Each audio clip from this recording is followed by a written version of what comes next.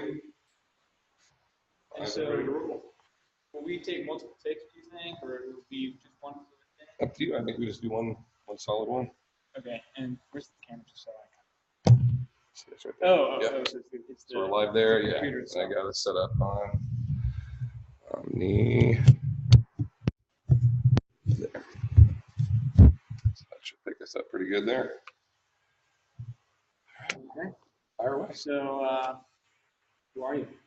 Robert Linkle. I am a personal trainer, Be Stronger Fitness. So you go to El Camino. I go to Rio. Oh, you go to Rio. Yeah. Okay, cool. So between Rio, Jesuit, El Camino, about it. We've got a couple of athletes that come and train here, mostly Rio and Jesuit. So we have a couple of our athletes that come in here with us. But yeah, we're neighborhood trainers. I've been here, Sacramento, since '04. As far as training in this location in Sacramento since '99. Gotcha. And yeah, I've had almost 4 years here in this location. Okay. So, would you say that you enjoy what you do? Do you like coming in every day? Absolutely. Yeah. There's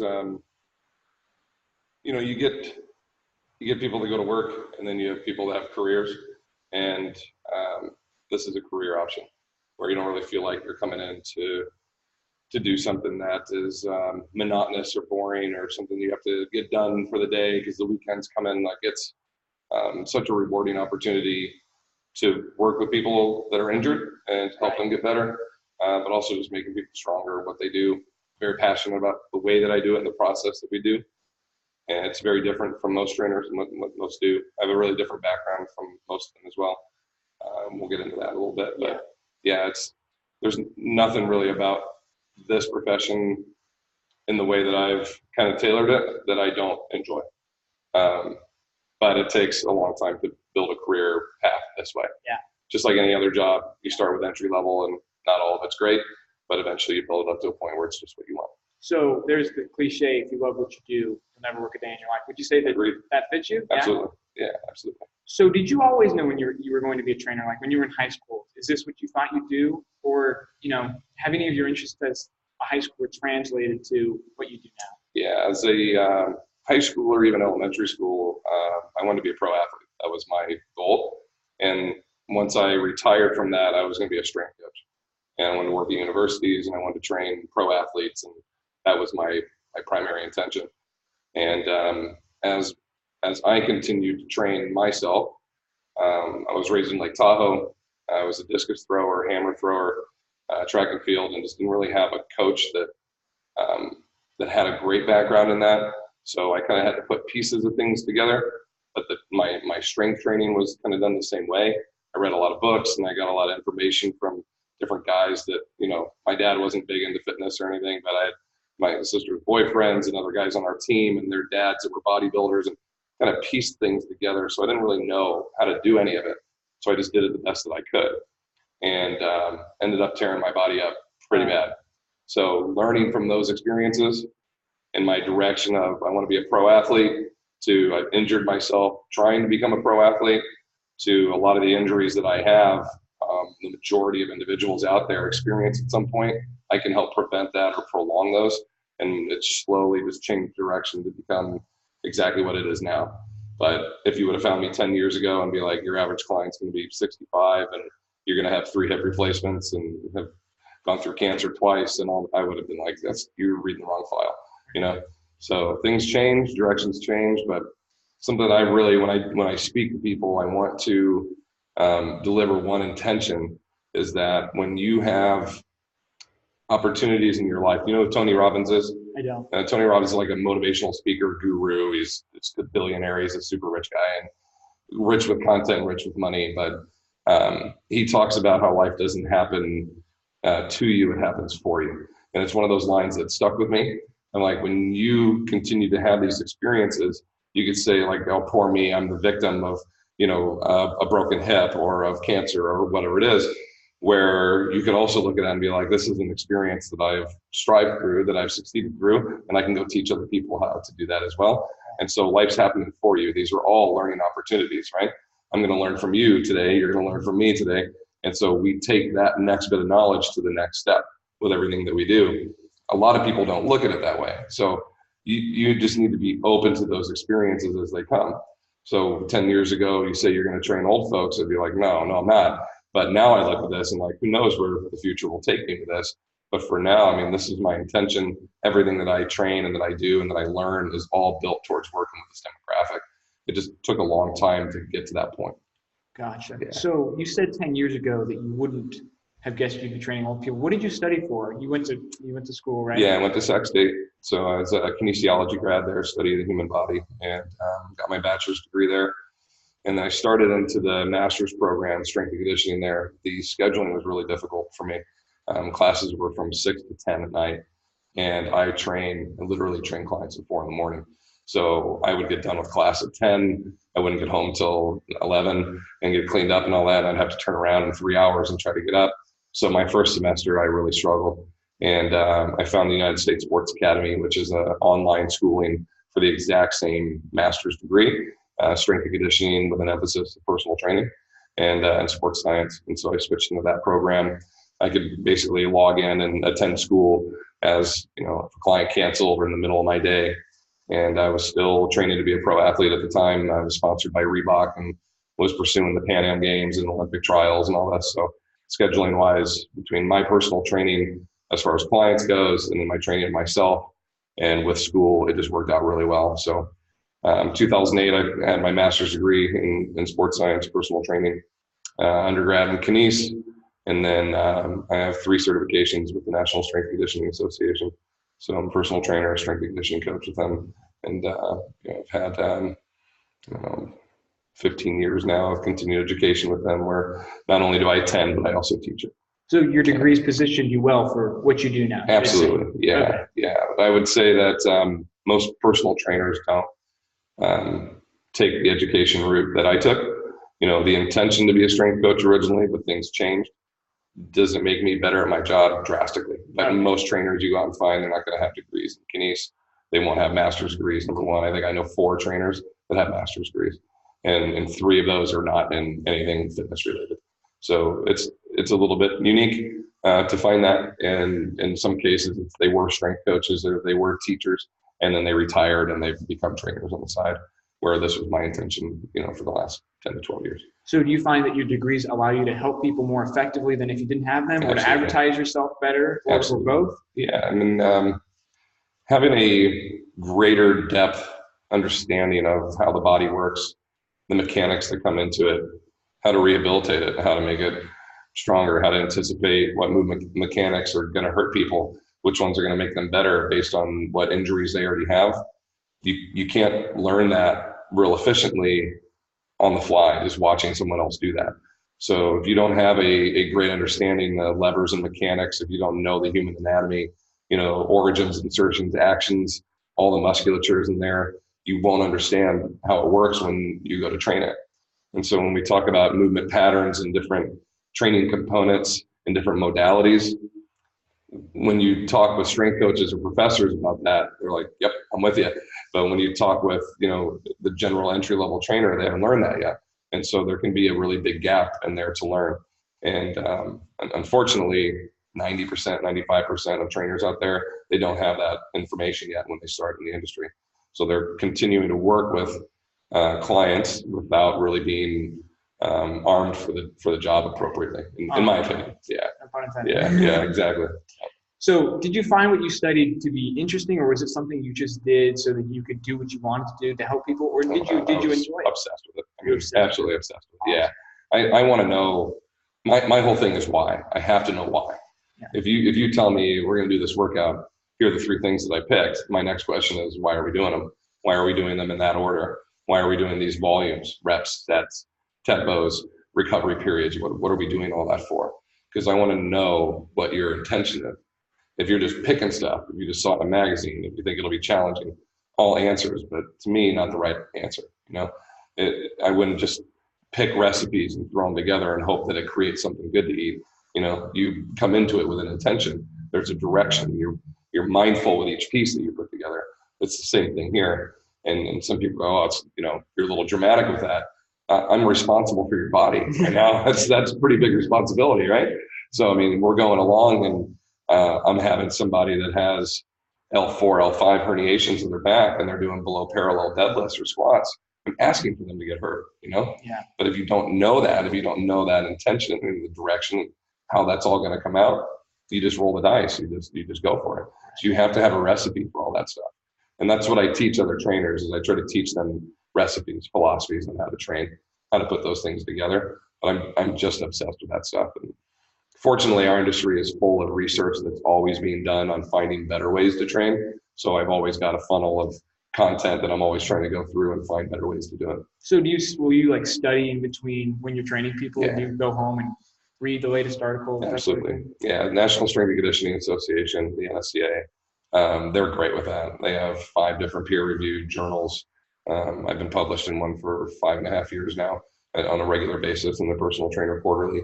And the content that they put out, it's practitioner-based, but it's research approved.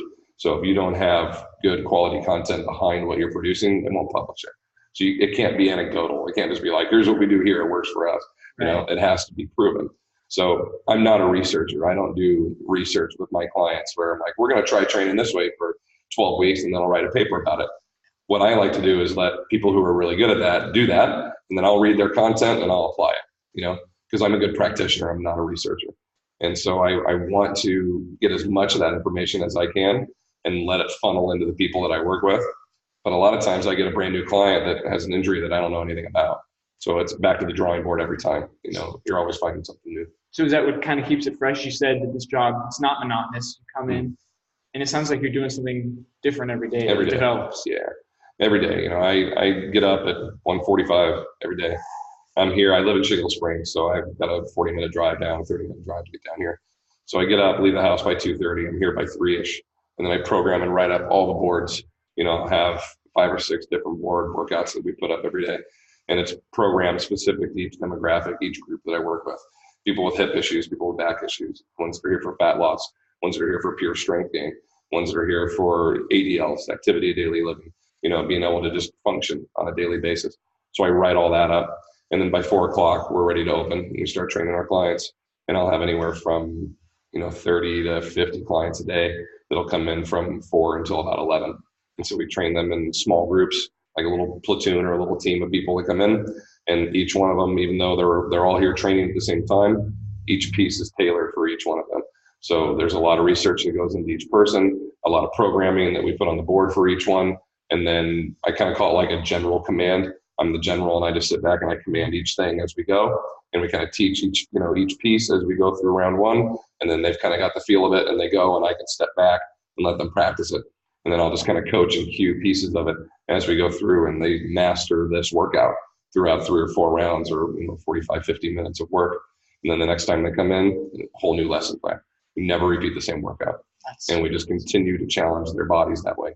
Because as soon as you start to do the same thing over again, it's like our mind. You watch the same movie 2 days in a row, 3 days in a row. You're like, yeah, it's a great movie, but I know exactly what's coming. I'm used to it. I could tell you what's going to happen, right?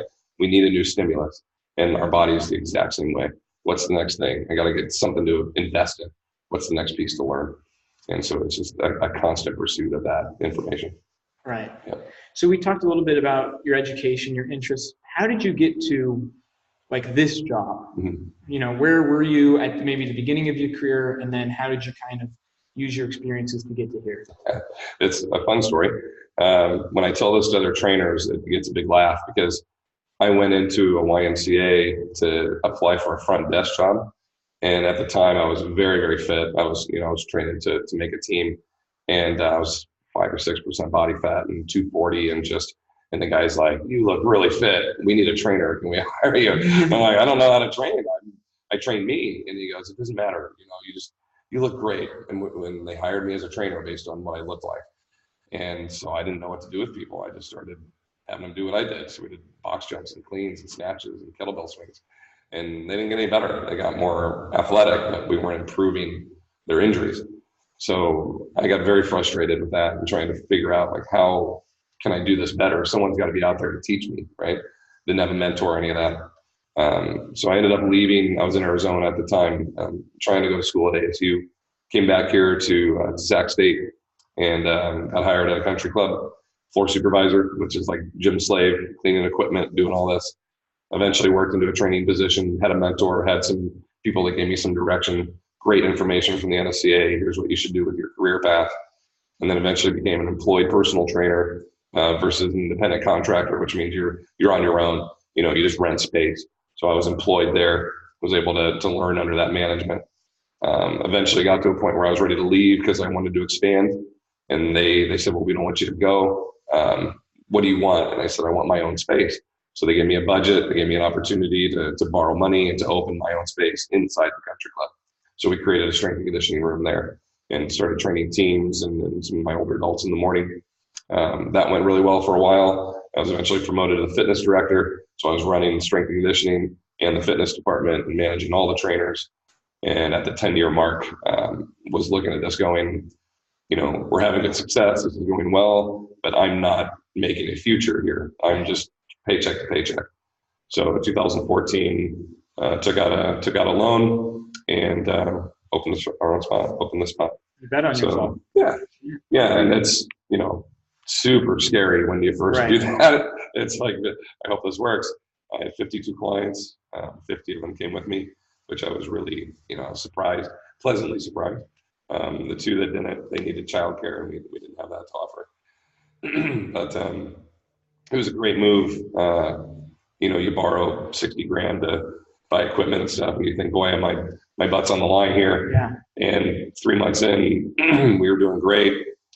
Success was coming along, and I said, man, we shouldn't have been worried, at all. This is going good, and we've continued to grow and do well and to change our model to fit the industry of today. And it's really great. I have no regrets, but it was extremely scary, really nerve-wracking when you do it, because it's like you said, you're betting on yourself, and I would rather have it that way than to family money or to borrow money from a client, which is pretty common in our industry. You fail, now you're screwing somebody else out of money. Yeah. I'd rather have it live or die from me, be successful or to fail with me. So is there something that's next? Like, do you want to do this for a long time? Or? Absolutely. Yeah. With personal training, I mean, you talk to business coaches or consultants in this industry. My next step is supposed to be to open up multiple locations and to step away from training and to manage a team that will operate all those at a low budget. And then that's going to be my retirement plan now. The profits from the gym, I can step away and retire at 50 if I want to, and have the gyms just continue to feed me money. And then I would, have the employees slowly kind of work their way up. And when I'm ready to sell, I would sell to one of them. And that's the model of our industry, what most do. But I look at that and say, I spent 16 years pursuing all these degrees and learning how to train and do all this. Why would I step out of it 25 years into it? And I love doing it, right? So I don't have intentions to open other locations. I don't want to franchise. I don't want to have more employees. I'm very happy with what I'm doing. I want to continue to do it well. I want to be able to teach other trainers how to do this. And that's kind of our next business model. It's a secondary business that I run currently, and it's called Training the Older Adult. And that's what we do. It's trainingtheolderadult.com. It's an online education for other trainers. And so they don't know what to do with older people or how to do it. And so that's where we would come in, as we teach all that and we troubleshoot it and, help them get better at running a spot like this wherever they are. That way I can continue to help and affect other people, but keep the environment that I want. I don't want bigger. I don't want better. I don't want to expand it out to where we lose the personal feel from it. I just want to make this awesome. And I feel like it's great. It's never going to be perfect, but I want to continue to pursue that to make this as great as it can. If I could expand into a space next to me and get a little bit bigger room, like something like that would be great. I'd like to get more clients. I'd like to have one or two more employees that we can have some more space, but more opportunities to work with more people. But I'm not doing more locations. I'm not retiring at 50. I'm gonna do this till I'm 70. And then hopefully have real retirement options and still be able to educate, but not necessarily step out of this entirely. I'll continue to train people till I'm done. Awesome. done. Yeah. So you talked a little bit about retirement, and I know that as high school students, we have questions about, or we have these ideas and we wonder if they can sustain us financially wise. Can can trainers, do they get by? Is there something we can do if we want to be a trainer to, help ourselves out and make sure that we can live off Yes. the profession? Industry standard, if you Google like how much does a trainer make, you're going to find 25,000 to 50,000 a year. That's kind of the average right now. And that's for a trainer that does on average 20 to 25 sessions a week. And that's one-on-one training. So we're not quite full-time as far as the industry standard goes, but our industry doesn't really permit that. So as gym owners go, if you're my trainer, I hire you. Most gym owners don't want you to be full-time because they don't want to pay benefits and healthcare and all that. So they'll cap you at like 25 hours. And the way to get more people is they'll bring in another trainer and you can do 25 and you can do 25, but none of you are going to be full-time. So most owners would rather have 10 trainers working half-time than 5 working full-time, because then I'm not responsible for you, as far as state and healthcare and retirement options and all that would come in, benefit packages. So it comes to us now to have to take care of ourselves with that. So a lot of times trainers, they don't want to become employees. They want to be independent contractors so they can work 40 hours a week, so they can qualify for health benefits on their own, buy their own health benefits. So again, we have to bet on ourselves. We have to invest in ourselves. So you start IRAs and you start buying your own health care. And if your business does well, eventually you get a business license and you create an LLC and you open your own location. And now I would rather have 1 or 2 full-time employees that never leave me and they're here forever and they just kick ass and they do their job and they have health care and they have benefits, and not have to go through the turnover and all of this to have to retrain new people. And 2 years later, they quit because they're not happy and they're not. I'd rather just have, 1 or 2 others that are pursuing the same thing that I am, right?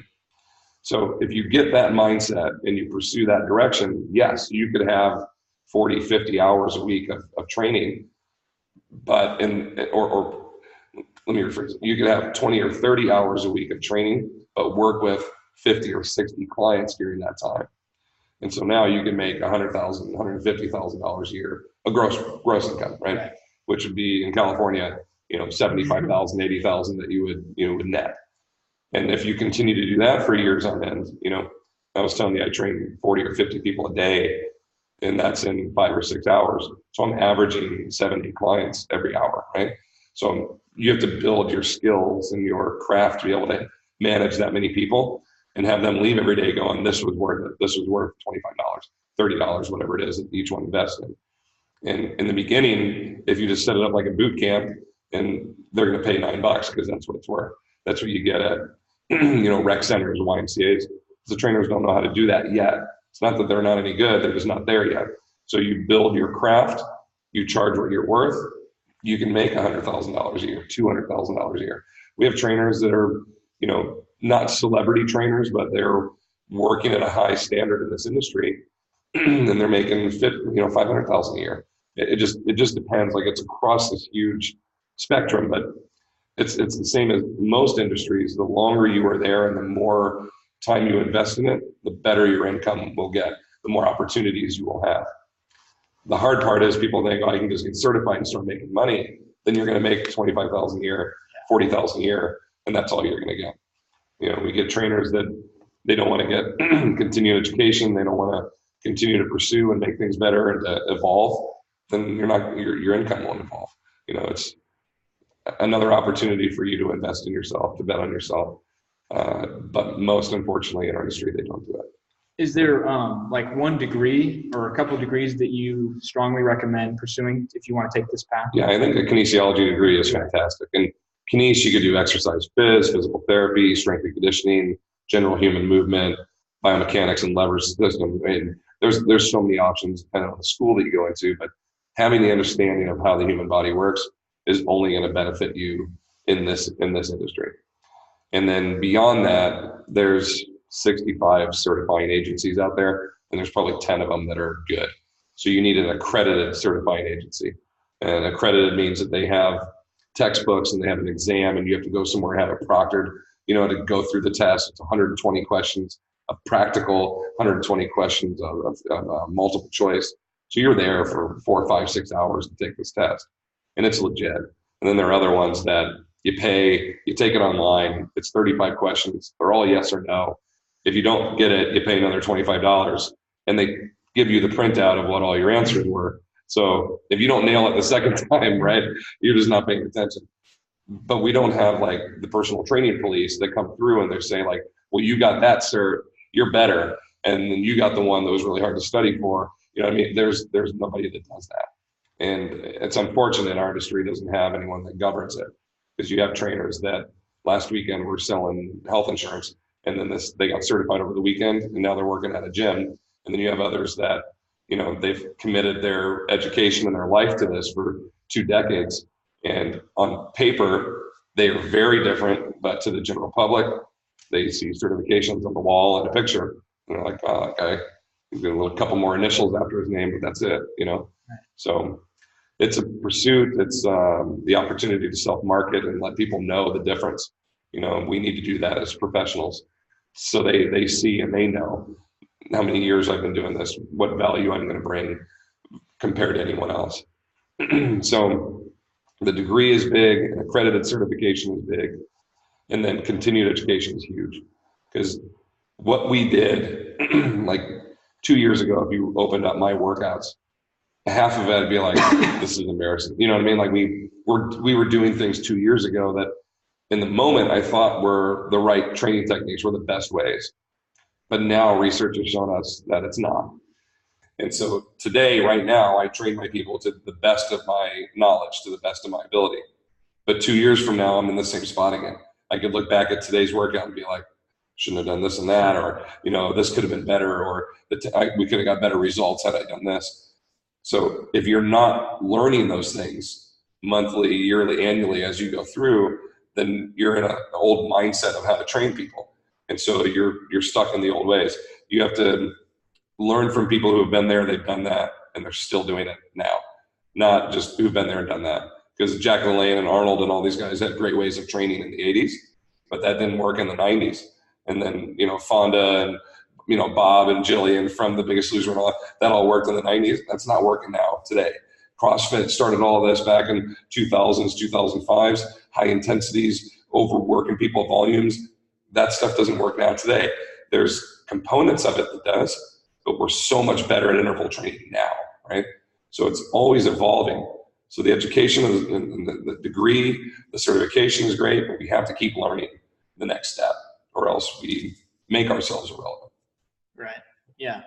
So you talk about evolving. What does the future of the profession look like? Or, I mean, I'm asking you to speculate here, but maybe 10, 20 years down the road, will it look different than it looks now? Or, I mean, what do you anticipate? There's talk of government involvement to get to a point where there'd be basically legislation that would require trainers to have a degree, which I think would be a huge step in the right direction. There would be a registry that we would have to get on to show that we're doing our continued education every year. It wouldn't exclude people from the industry that currently work, but it would elevate people who are taking these steps. And from the general public, they would look at, you know, general trainers and then the ones that are on this government list now that show they're holding all these standards. And so I think the majority of people would say, well, I want one of those, right? So I think if that were ever to occur, it's going to take a lot of opportunity to get organized. I don't know. Some of the agencies, organizations are trying. If that were to occur, I think that would be more promising for our industry. But right now, I mean, the success rate of personal training and trainers staying for 5 years or more is pretty low. I mean, there's 20% that make it. I think it's less than 10% that make it 8 years or more. So it's a permanent career choice. 10% of the people that actually pursue that. It's just hard to make a solid career at this if you're not committed. Because most of the time you're going to school and you're a personal trainer on the side. And then you finish school and then you go and do whatever it is you were going to go to school for. You'd be a teacher or, you know, whatever it is, an engineer. So part-time trainers only put in part-time efforts. But if your career intention is to become a trainer, then you hit the ground running through school, you're steps ahead. And so now you've got all these chances to really make, you know, years of progress and steps. So it's truly up to us to make the career choices to make it really successful. There are no steps. If you go work at Google, they're like, you're going to work here, you're going to do these things for 3 months. If you accomplish all these things, we'll promote you. you'll get a pay raise. You'll have a 401k. You do these things, you'll become management. You do these things, you become upper management. You have all these steps laid out. Here, they're like, go make me money. Here's your t-shirt, here's your polo, here's your whistle. And that's it. And you're like, but I don't know how. I don't know what to do. I don't know. It's all on you then. So it's really a self-commitment, involvement issue. But if you go get undergrad education and you learn all that now, you're way ahead of the game. And so many people will dismiss that. I don't need a degree. I could not disagree more, right? I mean, this is where you learn the foundational knowledge of your profession, the thing you're most obsessed with. That's where you learn all the roots from that. And then you're going to make something amazing out of that as you go. So I don't know if that's a great answer or not. It could be amazing in the future. Could be not. We continue to see people falling out of the industry, but we also see the ones that are staying, skyrocketing successfully. So there really is no status quo anymore. You're either making it or you're not, you know. It's just commitment level on our end. So the success rate, it's low, a little, Yeah. you know, that's fair to say. But there are steps to, you know, you can get there, is what you're saying. Absolutely. You have the power. Yeah, absolutely. It's not just a lottery. I mean, there were 15 years ago, there were, I'd say 10 or 15 small gyms like this, all in this area. Now there's about 4. Okay. There were 20, 24-hour fitnesses in this area. Now there's like 7. So the strong survive, the ones that are really committed and continue to improve and to change, to get better, those ones survive. The ones that just try to open and just try to make money on the side, this and that, they don't. And so there's a good opportunity with levels of commitment and continue to invest in yourself for you to do really well. And the ones that are here they've been here a long time. You know, I got buddy Greg up the way, Fitness Rangers, CrossFit ESAC. Like there's, you know, these guys, they all started with me at the country club. And now we all run our own businesses and we're all 10 years later, you know, doing well. And so there are great chances for that. There are mentors for that. There are models for that. It's a level of commitment that most are not ready to do, you know? So most people think of trainers as like, it's a part-time college job until you get on to doing what you want to do. But the ones that want to make a career path out of that, if you're that level of committed to it and you're that obsessed with it, I mean, it's, you know, there's a guy in Hollywood, a friend of mine, Gunnar Peterson, who works with LeBron, all these, you know, pro athletes with the Lakers and all that. But he runs his own gym, Peterson Fitness, like right next to the stadium, and trains general people, regular people. And then you see Sylvester Stallone walk in the door. You know, you're like, what? Yeah. Why I don't have any celebrities walking in here just yet? But you know, you're just like, wow, that's pretty cool. You know, and there's guys like that in every city and every state that you go around to. Ones that, you know, they're kicking ass and they're doing it and they're making their dreams. But you talk to those people, they are super hard workers. They wake up at 2 a.m. They, you know, they're committed to these things. They've got things scheduled. They know their goals. They know the next steps. You're going to find that in every person that you talk to, or that's going to come in to do one of these. You're going to see a different level of commitment on them if they're successful in their field. You know, it's totally different than the ones that are just making it by. You know, they're taking those steps. So it truly comes back to, are you doing what you're supposed to be doing in life? Is life happening for you, or is it happening to you? You know, and I'm hoping that life happens for you guys. You know, but you got to be aware of that thing when it happens in front of you. You know, once you see that and you're like, that's it. I'm like, I have to go do this. Like I get to go and do this. That's the thing.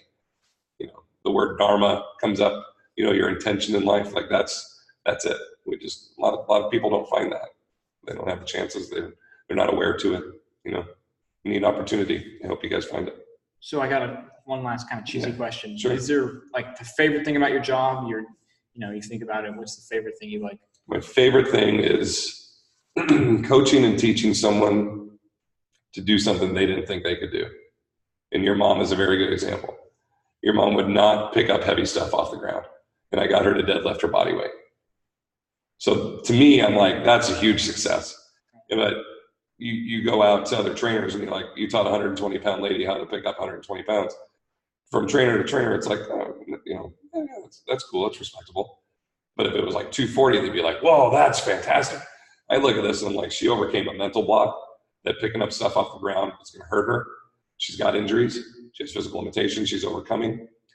confidence to know that she can be that strong. She's not going to get bulky, and this and that, to now where she does it all the time. She just owns it, and now it's not even a second thought. Yeah, I can pick that up. And we do it. We do it every other week, when we deadlift and we do that. So when you take someone that's like, no, I can't, I shouldn't, I won't, I'm going to get hurt, to the point where it's like, it's automatic. And they're like, this is just what we do now. Like that, to me, that's my favorite thing. We've completely changed now someone's perception of what fitness is, what strength training is, and I see it a lot, especially with women, especially with older people. Lifting anything heavy is going to hurt me.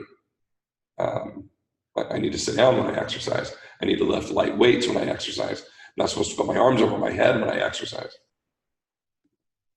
If you train that way, you're going to be that way.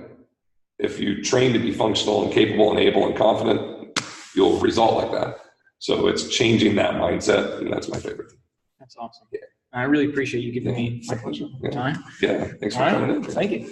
You enjoy it? Yeah. Good. I think that was awesome. I don't know what it's like interviewing somebody, but I know that you made my job pretty easy. Or it felt easy. Sometimes I ramble, so if you find yourself